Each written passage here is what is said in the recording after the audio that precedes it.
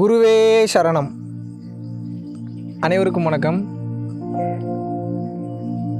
பல பேர் என்கிட்ட கேட்கக்கூடிய ஒரு பொதுவான கேள்வி என்ன அப்படின்னா, ஏங்க இந்த வயசில் எப்படிங்க இவ்வளோ தெளிவாக பேசுகிறீங்க? ஏங்க இந்த வயசில் எப்படிங்க இந்த அளவுக்கு உங்களுக்கு ஞானம்? ஏங்க இந்த வயசில் எப்படிங்க இப்படிலாம் உங்களுக்கு தோணுது? இப்படிலாம் இத்தனை கேள்வி கேட்குறீங்க. இது ஞானமா அதெல்லாம் எனக்கு தெரில. ஆனால் பேசுகிறது உங்களுக்கு பிடிச்சிருக்குல்ல, ஏதோ ஒரு கிளியரான ஒரு கிளாரிட்டி கொடுக்குற மாதிரி தெரியுதுல்ல. இதுக்கு பேர் நீங்கள் என்ன வேணாலும் வச்சுக்கோங்க. இது எப்போ நடக்கும், எப்படி நடக்கும், இந்த மாதிரி உங்களுக்கும் நடக்கணும்னு ஆசையாக இருந்ததுன்னா இந்த டிப்ஸ் மிகப்பெரிய டிப்ஸ் மட்டும் இல்லை, மாபெரும் ரகசியமும் கூட. எந்த ஒரு மனிதனுக்கு ஒரு வாழ்வில் ஒரு சம்பவம் நடக்கிறதுக்கு முன்னாடியே அந்த சம்பவத்தினுடைய அந்த இடத்துக்கு அந்த சுச்சுவேஷனுக்கு தன்னுடைய மனசை கொண்டு போக தெரியுதோ அவனுக்கு எல்லாம் கிடச்சிரும். என்னப்பா எனக்கு ஒன்றும் புரியலையே, அது எப்படி ஒரு சம்பவம் நடக்கிறதுக்கு முன்னாடி நம்ம மனசை அந்த இடத்துக்கு கொண்டு போயிட்டா அது எப்படி அதெல்லாம் கிடைக்கும் அப்படின்னு உங்களுக்கு தோணும். இப்போ இந்த எக்ஸாம்பிள் சொன்னால் உங்களுக்கு புரிஞ்சிடும், கேளுங்க. இப்போது எனக்கு கல்யாணம் ஆகி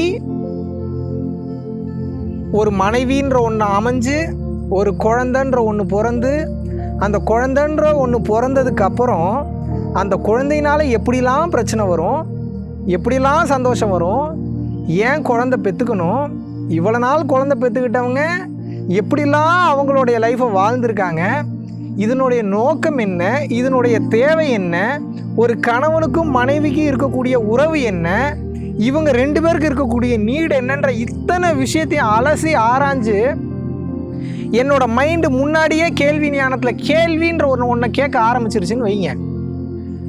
இப்போது எனக்கு கல்யாணம் ஆகணுன்ற அவசியம் இல்லை, குழந்தை பிறக்கணுன்ற அவசியம் இல்லை, அந்த குழந்தை எனக்கு பல விஷயங்களை கொண்டு வந்து நடத்தணுன்ற அவசியமே இல்லை.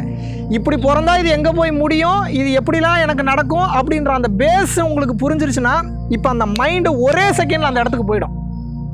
அந்த இடத்துல போய் ஆல்ரெடி ஒரு வீடியோவில் நான் பேசியிருக்கேன், மைண்டு எங்கே போதோ அங்கே இருக்கக்கூடிய டேட்டாவெல்லாம் உங்களுக்கு கலெக்ட் பண்ணி கொடுத்துருவோன்னு.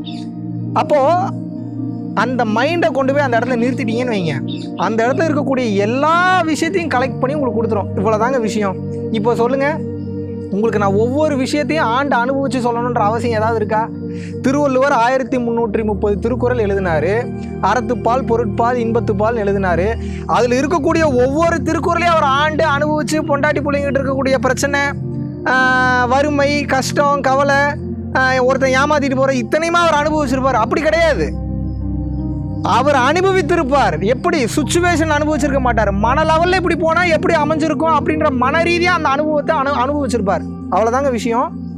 சுச்சுவேஷனுக்கு போனாலும் உங்கள் மனம்தான் அனுபவிக்க போகுது. சுச்சுவேஷன்ற ஒன்று நடக்கவே இல்லை, 10 வருஷம் கழிச்சு எனக்கு நான் கல்யாணம் நடக்க போகுதுன்னா இந்த செகண்டே என் மைண்டை கொண்டு அங்கே நிப்பாட்டிகிட்டே இருந்தேன். இப்போயும் அனுபவிக்க போகிறது என் மைண்டு தான். அப்போ மைண்டு தான் எல்லாமே. மைண்டு சுச்சுவேஷனுக்கு முன்னாடி ஒரு இடத்துக்கு போய் நின்றுச்சு அப்படின்னா அந்த இடத்துல இருக்கக்கூடிய அனைத்து விஷயங்களையும் நீங்கள் தெரிஞ்சுக்க முடியும். இந்த வகையில் தான் உங்களால் ஆயக்கலைகள் 64ஐயும் மற்றவங்க ஹெல்ப்பே இல்லாமல் கற்றுக்கொள்ள முடியும். பல விஷயங்களை தெரிந்து கொள்ள முடியும். கல்யாணம் ஆகணும்னு தேவையில்லை, கல்யாணத்தை பற்றி தெரியும். ஞானம் அடையணுன்ற அவசியமே இல்லை, ஞானத்தை பற்றி புரிஞ்சிடும். மற்ற மகான்கள் பற்றி தெரிஞ்சிடும், சித்தர்கள் பற்றி தெரிஞ்சிடும், எல்லாமே தெரிஞ்சிடும். இது எல்லாத்துக்கும் பேஸ் என்ன, ஒன்றே ஒன்று தான். சம்பவம் நடக்கிறதுக்கு முன்னாடி அந்த சம்பவத்துக்கு உங்கள் மைண்டு போயிடணும். இப்படிலாம் போனால் எப்படி இருக்கும் அப்படின்ற அந்த கேள்வி ஞானம் போயிடுச்சுன்னு வைங்க, அற்புதமாக அனைத்தும் உங்களுக்கு வேறு லெவலில் நடந்துடும். இதைத்தான் வள்ளலார் சத் விசாரம் அப்படின்பார். சத் விசாரம்னா என்ன? ஓம்ன்றதுக்குள்ளே தான் 96 தத்துவங்கள் அடங்கியிருக்கு. இந்த மொத்த பிரபஞ்சம் இயங்கிட்டு இருக்கு. தத் சத்.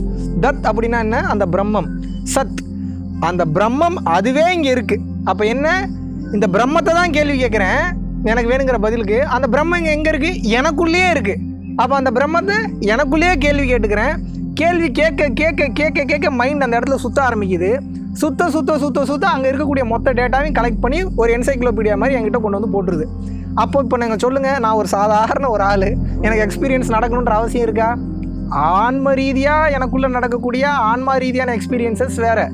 பட் ஒரு 100 கோடி ரூபா இழந்து நான் ஒரு விஷயத்தை கற்றுக்கிறேன் அப்படின்னா அதை நான் இழந்து கற்றுக்கணுன்ற அவசியமே இல்லை. எனக்கு கேள்வி ஞானன்ற ஒன்று இருந்ததுன்னு வைங்க, இப்படிலாம் நடந்தால் எப்படிலாம் போய் எப்படிலாம் முடியுன்ற மைண்ட் ரீதியாக கால்குலேட் பண்ணக்கூடிய அந்த தெளிவு இருந்தது அப்படின்னா 100 கோடி இழக்காமையே 100 கோடி இழந்தவன் என்ன கற்றுக்கிட்டானோ அதை விட டபுள் மடங்கு ட்ரிபிள் மடங்கு மிகப்பெரிய ஞானமும் தெளிவும் உங்களுக்கு வந்துடும்.